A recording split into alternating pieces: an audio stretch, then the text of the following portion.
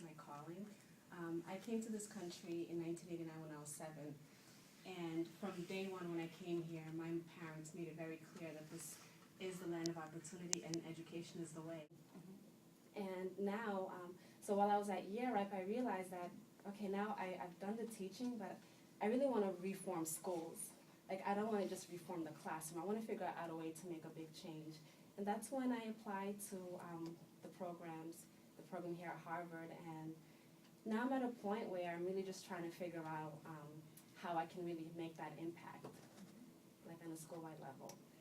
So you said a couple of things that really resonate with me. So I'm much older than you, so when I came to public education, there was no ELL, no bilingual ed, and it was just good old-fashioned good teaching. And you talk about passion. What do you mean by passion? Can you define that for me? Well, I guess people define it different ways, but for me, I just know that I'm meant to be in education. It feels like it's a higher calling for me. And I just know, because I know just how I feel even when I say it. Like, I get a lot of chills, and it's one of those things where I just know I am meant to be in education. So how do you know you've been successful in your passion? How do you see yourself as, you know, I'm going to walk into school, I have this passion, so what is it that you are trying to change? That's a very good question. Well, one thing I've learned while being in this program is that when it comes to school reform, it's not a one person, it's not really about the leader, but what it's really about is creating a sense of community, or a team of individuals who collectively will bring about the change that we want to see, and that's how that's what I'm envisioning my next step being, in terms of like, I'm really trying to envision how I can be the type of leader that creates leaders, so that together we can have the impact that we need on a school-wide level. So what's your leadership style? Well, I definitely think I'm very much collaborative. I really believe in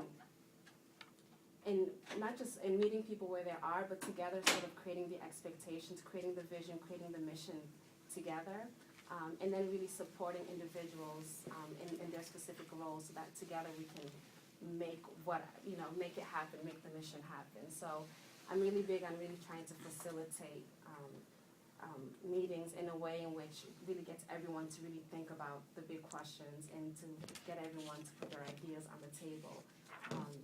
So I also try really hard to think about questions that sort of like drive people to think collectively, like at the next level, so that we can figure out, how we can be on the same page and figure out what we need to do. How would that style transcend to your school community? Growing up in Dorchester, the neighborhoods are diverse, and diversity is the fact of life for us. Absolutely. You will have more and more families that do not speak one language or two. Some families speak 3 languages. So you have this huge, not only a racial diversity, but you have a socio-economical diversity. Yeah. As a leader in that building, you talk about leading your team to move student achievement forward, but as a community leader, how would you reflect that? I really think it comes down to family-school community partnership. So I think there are 2 key things that if I'm a principal, I would look into. So first is making sure that there's good learning and teaching in the classroom. That's key, that teachers are being supported, that there's professional development that really is helping them develop their skills to be effective instructors. But then I think there's another piece, the family-school community partnership. And oftentimes I think schools don't prioritize that as much as they prioritize what's going on in the classroom. So as a leader, I definitely see, so I see it as 3 pillars: the students, then you have the teachers, and then you have the families. So I think that as a leader, I would prioritize that. I would prioritize the need for the entire school to get professional development on what it means to really be partners. And I would also want to have somebody there who, like a team, a family school partnership committee that really looks at how do we really build an authentic partnership between families and schools. How do we bring in the assets of the families?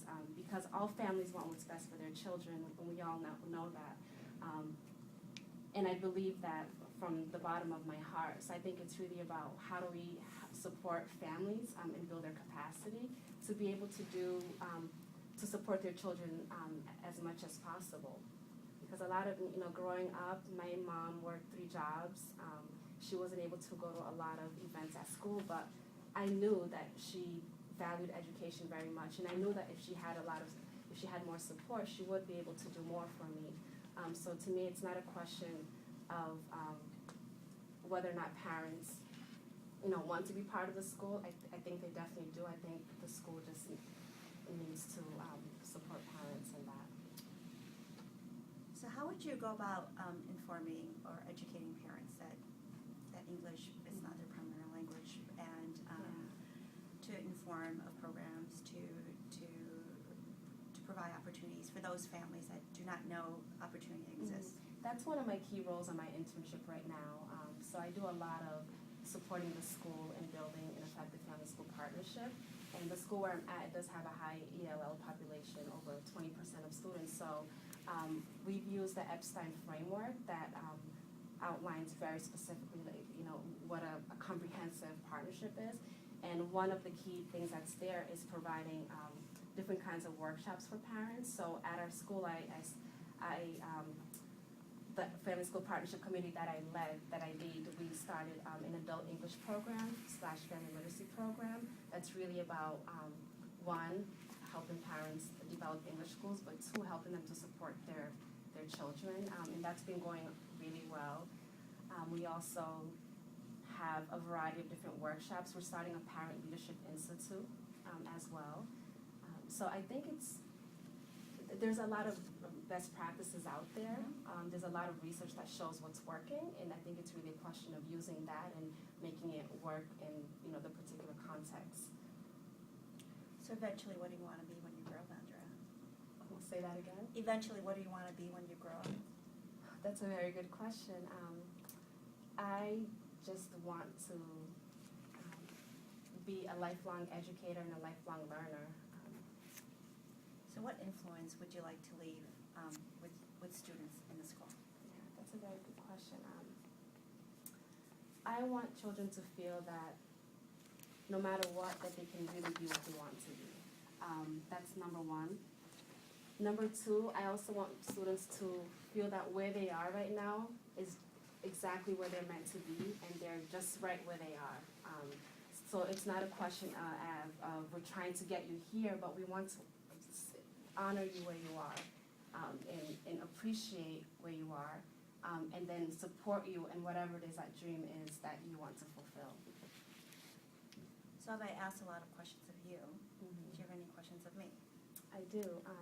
I'm wondering, because you've interviewed many prospective principals, what do you think are the key aspects of leadership that principals need? I think my belief, so when individuals ask of those questions of me, because I've been a customer of public education, and my children are part of public schools, I see that as a very complex question for me. As a parent, I see a different way. As a head of HR, I see it a different way. As an employer, I see it as a different way as an employee. But all 3 different components boils down to honesty. It's the work. It's hard work. It's very hard work. You're in the trenches. You're the first point of contact for everything that can be bad at school, but you're also the first point of contact for everything that's good at school. So you have to realize that there are good days and there are bad days, and usually there are more bad days than there are good days. And it's a belief system. Is this something that you're doing because you want to do something else to get there? Or is it something that you really want to do? So that's a question that you have to ask yourself. I mean, that's one thing that I see through interviews. Those that are just going through the process. This is what I must do to become superintendent. That's good. I mean, you have to learn the ropes as you're going to that leadership role. But individually, what is it that you want to do? I think that's where you need to start with. Absolutely. Okay.